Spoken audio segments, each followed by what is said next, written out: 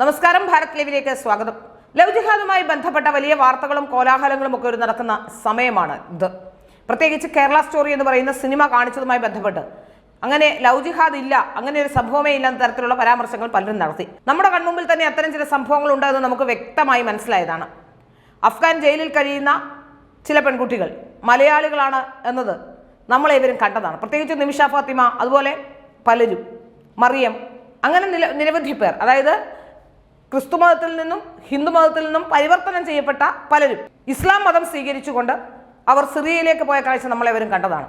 ഏതായാലും അതേ ഗണത്തിൽപ്പെടുന്ന മറ്റൊരു സംഭവം കൂടി കർണാടകയിൽ നിന്ന് റിപ്പോർട്ട് ചെയ്യുന്നു എന്നാണ് മനസ്സിലാക്കാൻ സാധിക്കുന്നത്. ഒരു വിദ്യാർത്ഥിനിയെ ക്യാമ്പസിൽ കയറി കൊന്നു എന്നാണ് ഇപ്പോൾ പുറത്തു വരുന്ന വിവരം.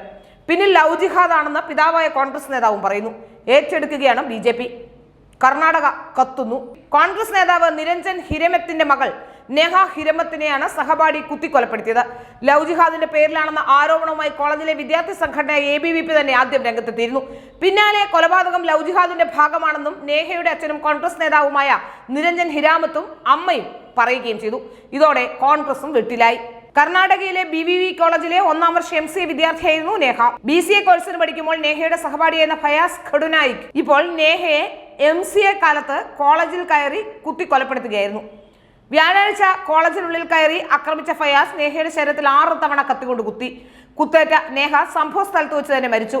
ലവ് ജിഹാദ് പൂർണ്ണമായും തള്ളി വ്യക്തിപരമായ കാരണങ്ങളാണ് അക്രമത്തിലേക്ക് നയിച്ചതെന്നാണ് കർണാടക കോൺഗ്രസ് പറയുന്നത്.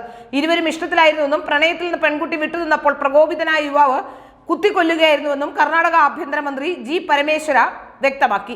സംസ്ഥാനത്തെ ക്രമസമാധാനം നല്ല രീതിയിലാണ് പോകുന്നതെന്നും മുഖ്യമന്ത്രി സിദ്ധരാമയ്യയും വ്യക്തമാക്കി കഴിഞ്ഞു. കർണാടകയിൽ ഗവർണർ ഭരണം കൊണ്ടുവരാനാണ് BJP ശ്രമിക്കുന്നതെന്ന് കർണാടക ഉപമുഖ്യമന്ത്രി DK ശിവകുമാറും ആരോപിക്കുന്നു. ഏതായാലും ലവ് ജിഹാദ് എന്ന ആരോപണത്തിൽ ഉറച്ചു നിൽക്കുകയാണ് കുട്ടിയുടെ പിതാവും മാതാവും അതുപോലെ തന്നെ അവിടുത്തെ വിദ്യാർത്ഥി സംഘടനകളും. ഏതായാലും കോൺഗ്രസ് അത് ലവ് ജിഹാദ് ആണെന്ന് ഒരിക്കലും പറയില്ല. കാരണം കോൺഗ്രസ്സുകാരെ സംബന്ധിച്ചിടത്തോളം അവർക്ക് മുസ്ലിങ്ങളുടെയും മുസ്ലിം ലീഗിന്റെയും ഒക്കെ വോട്ട് നേടിയെടുക്കുക എന്ന ലക്ഷ്യമുണ്ട്. ന്യൂനപക്ഷങ്ങളെ പ്രീണിപ്പിച്ചുകൊണ്ട് കഴിഞ്ഞ കുറേ നാളുകളായി അവർ നടത്തുന്ന ന്യൂനപക്ഷ പ്രീണനത്തിന്റെ ഭാഗം തന്നെയാണ് ഇങ്ങനെ ലവ് ജിഹാദ് പോലുള്ള സംഭവങ്ങൾ ഉണ്ടായാൽ പോലും അവർ പുറത്തു പറയാത്തത്. നമുക്കൊക്കെ അറിയാം, നമ്മുടെ വീട്ടിലേക്ക് ഇങ്ങനെ ഒരു പ്രശ്നം ഉണ്ടാകുമ്പോൾ മാത്രമേ നമ്മൾക്ക് ഇതൊക്കെ പ്രശ്നമാവുകയുള്ളൂ. മറ്റുള്ളവരുടെ വീട്ടിൽ എന്ത് നടന്നാലും കാണാൻ നല്ല ചേലാണ്, അത് കണ്ടുകൊണ്ടിരിക്കാനാണ് പലർക്കും താല്പര്യം. അതുകൊണ്ട് തന്നെ ഇത്തരം ലവ് ജിഹാദ് ആണെന്ന ആരോപണം ഒരുപക്ഷെ ഒരിക്കലും കോൺഗ്രസ് അംഗീകരിക്കില്ല എന്ന കാര്യം വ്യക്തമാവുകയാണ്.